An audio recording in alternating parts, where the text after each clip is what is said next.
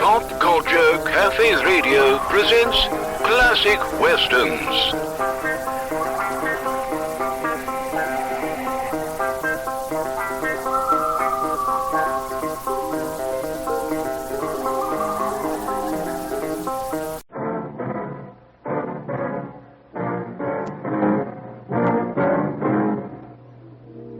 You hired me to keep a mob from lynching a man. Now you want me to hand them over. Just which side of that badge are you going to stand behind, Sheriff?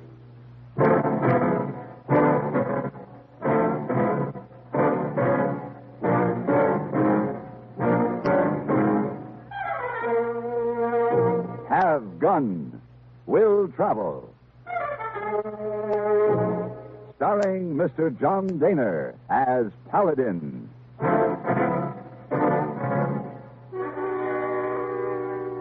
San Francisco, 1875. The Carlton Hotel, headquarters of a man called Paladin.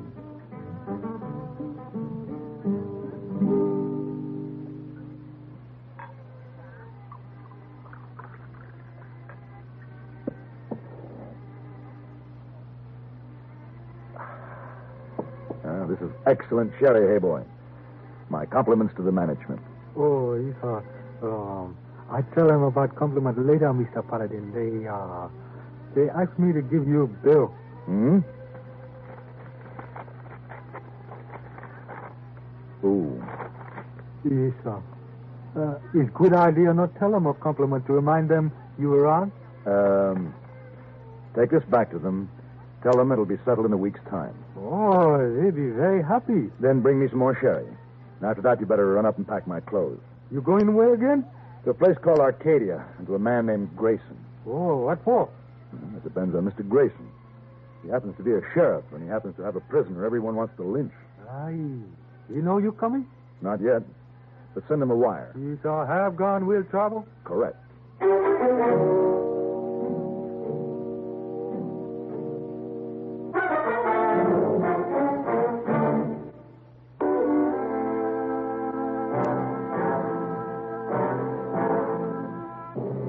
Arcadia was an ugly town set in an ugly notch between two ugly mountains.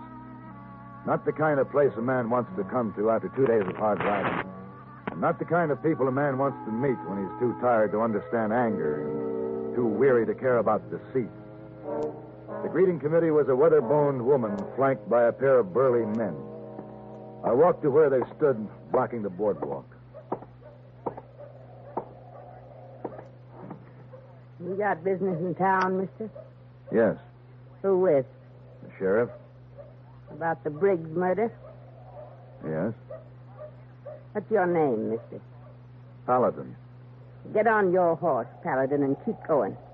We don't need outside help. Jim Briggs was my son. I'm sorry, Mrs. Briggs. Not Mrs. Briggs. It's Widow Briggs. No husband, no son. Just Widow Briggs. Good day, ma'am. Excuse me.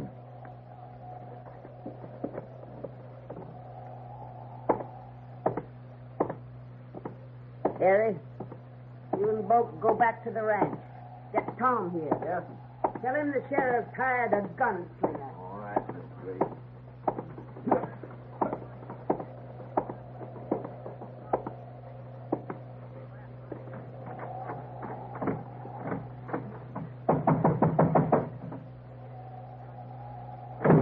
Reach up. Sheriff Grayson, my name is Paladin.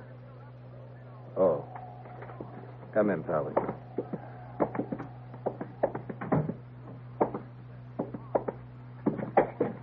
Sorry about that gun in the belly. It's just I got to be a mite careful about who walks in here.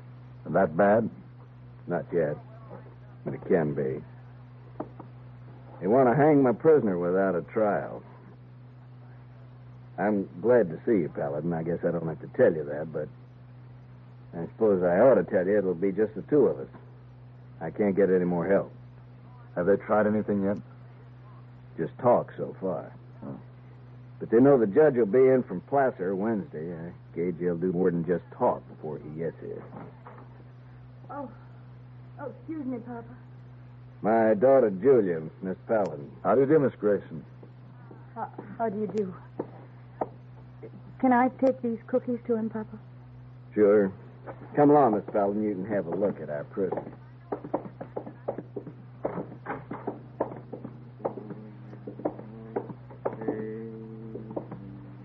Hello, Andy. Hello, Mr. Grayson. Hello, Julia. Hello, Andy. I just finished baking these cookies, Andy. Andy. Julia, last night I heard an owl. Did it keep you awake? I pretended it was you calling to me that it was time for us to go on a picnic out to the old barn. Here, Andy. Try one of these cookies. I pretended it was you calling. Andy. Andy. Oh, Andy. All right, Julia. Paladin, let's go out front.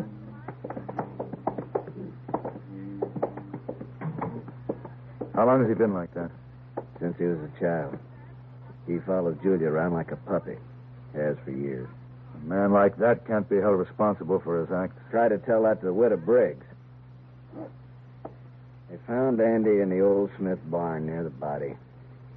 Jim had been stabbed between the shoulder blades with a stake or spike or something like that. Nobody ever did find out what it was. They say a person like Andy probably didn't know he'd done it. Just sat there. You know, judging isn't my job. Keeping a mob back is.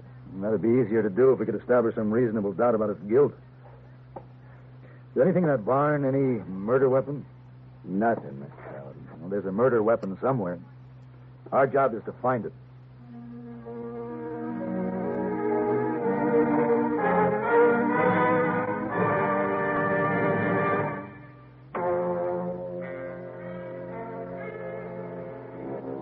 There's always something. Something to kill with, something to hate over, something to be said, something to be explained, something to be done. But then again, there's always the exception. The one chance that there's nothing. Paladin?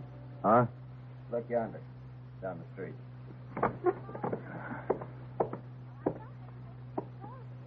Widow Briggs. Get in the other room, Judy. Papa, you won't let him have him? She'd have brought more men if she wanted to force a showdown now. Hope you're right, Mr. Paladin. The one riding in calico, who's he? Tom Chisholm. He was a friend of Jim Briggs. He might be trouble. I'll handle it, Sheriff. It's my job. Just stay inside, Grayson.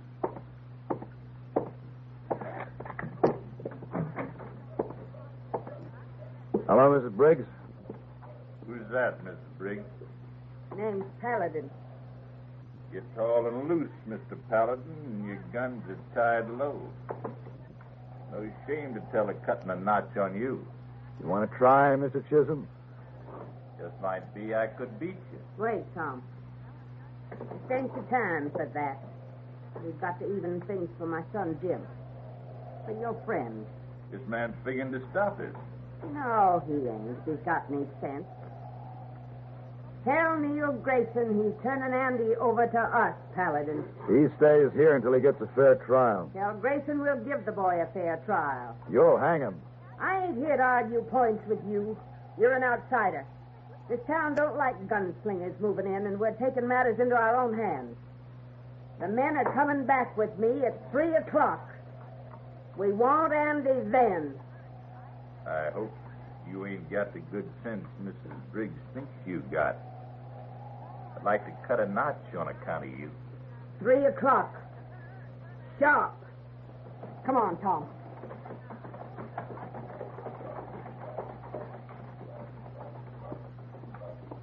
She just won't rest until she sees Andy hanging from a tree. Paladin, maybe I got you into something bigger than we can both handle. We've got 2 hours, Mr. Grayson. What can be done in 2 hours? I don't know. But there has to be some explanation. A man in there can't explain it. He has a child's mind. Even a man like Andy doesn't kill someone and then hide the weapon he used without hiding the body or trying to get away. There's no way of knowing how Andy's mind would work.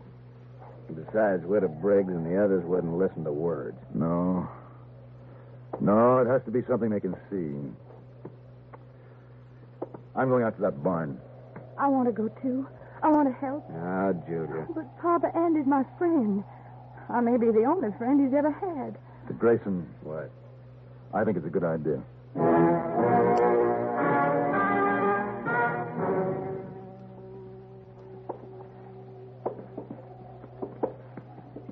Julia. Yes? Julia, why would Jim Briggs come up here? Why not? He might have come up here with somebody. He was quite the Beau Brummel. Woman? Yeah, a jealous woman might have killed him. Yes. Yes, he had a lot of friends, but he was true to none of them. Why, any of a dozen people could have killed him. Like who? Oh, there was Bessie Carradine in the Baltimore house. Bessie doesn't let many men run roughshod on her. And there's Jill Prentice. She taught school last year. And then there's a Monte dealer Jim had a terrible fight with a few months ago. She pulled a knife on him then. And then there's Jim's own mother.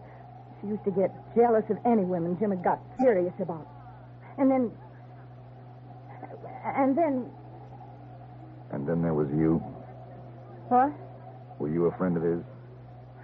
Well, Miss Paladin, Were you? Yes. Is that saddle spike over there on the wall the weapon that killed Jim Briggs? Yes. Mr. Paladin, Andy didn't do it. Oh? I am the one who killed him. How? I pushed him against it. I didn't mean to. It was an accident. Go on. I met Jim here. It was the first time. He was used to having his way. He took it for granted. He tried to kiss me, and I pushed him, and... You ran away. Yes. He died without knowing that Andy was somewhere around. Yes, I couldn't tell Papa. He'd never believed that was the first time that I met Jim here. It would have destroyed him. A man's life depends on you, Julia. Julia, you'll have to tell your father. I know.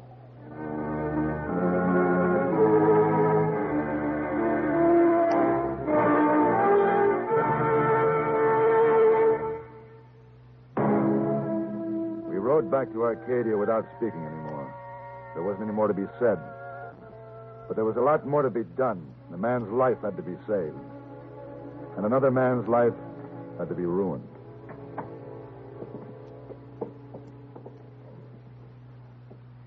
Julia? What is it?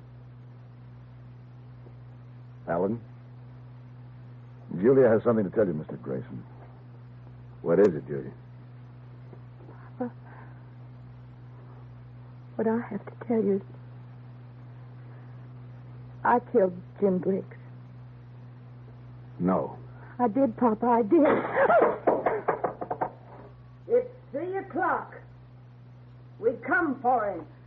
You tell him, Mr. Paladin. Stay where you are, Paladin, or I'll kill you. Put the gun away, Grayson. Andy's a clod, a vegetable. What's he got to live for? Andy didn't kill him. Stay back. I've got to protect my daughter. Nothing will happen to Julia. It was an accident. No one will blame her. Papa. Get your things together, Julia. Sorry, Mr. Grayson. Please, Paladin, she's my daughter. Stay with him, Julia. Now, look, Paladin. Miss Briggs. Chisholm, listen to me. Now, there's no need for this sort of thing. We can talk. We've done all our talking, Paladin. Don't try it. Get him. I've got 5 more bullets for 5 more men. If that's the way it has to be. Is one of those bullets for me, Mr. Paladin? Mrs. Briggs, it's time you knew. I killed your son.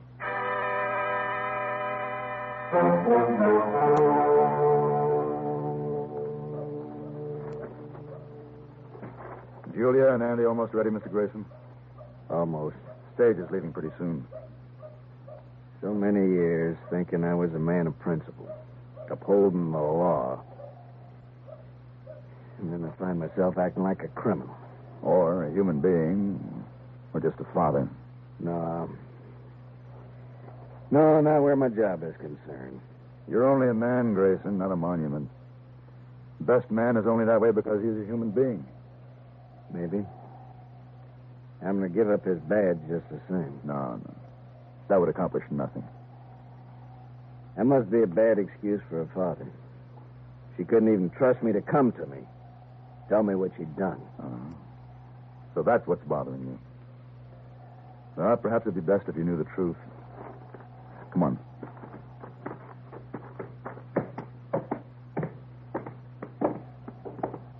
I don't understand, Jules.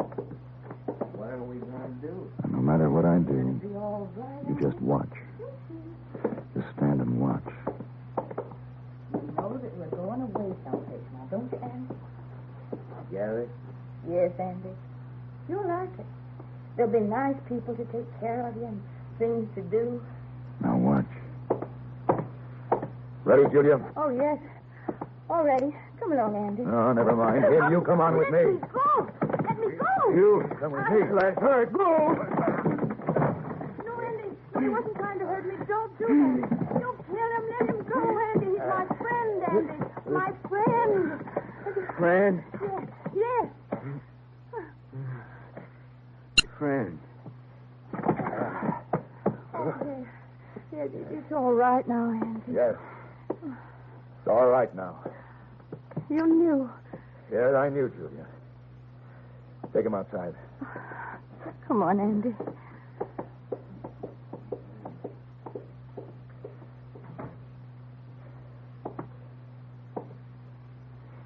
Andy killed Jim Briggs after all. Of course. How did you know? Well, it didn't make sense to me that Julia hadn't confessed immediately. Not if it was really an accident caused by Briggs forcing his attentions on her. Then Briggs was slammed against a saddle hook higher than my shoulder. And Julia couldn't have done that. There had to be someone with strength enough to lift him. Andy saw her struggling with Briggs and moved in to protect her. Don't ask her about it. She wants it this way. Well, I can't let Andy go free. That hospital can take better care of him than any jail or lynch mob. Yeah, I guess so. Mr. Grayson, you keep right on wearing that badge. You've done a good job for this town. And for your daughter.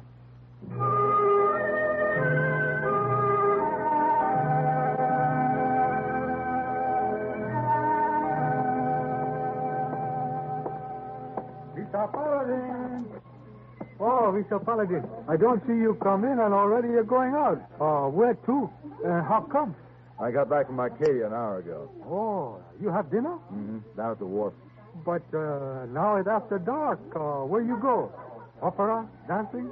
Driving in park? For a walk. A walk? In dark? Why not?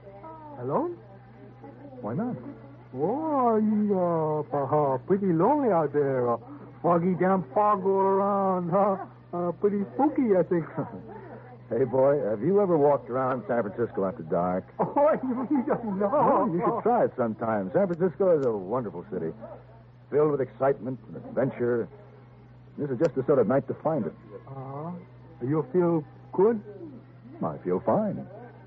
And so, good night. Good night, Mr. Paladin. Hey, too bad. Nice man like Mr. Paladin. Hey, too bad.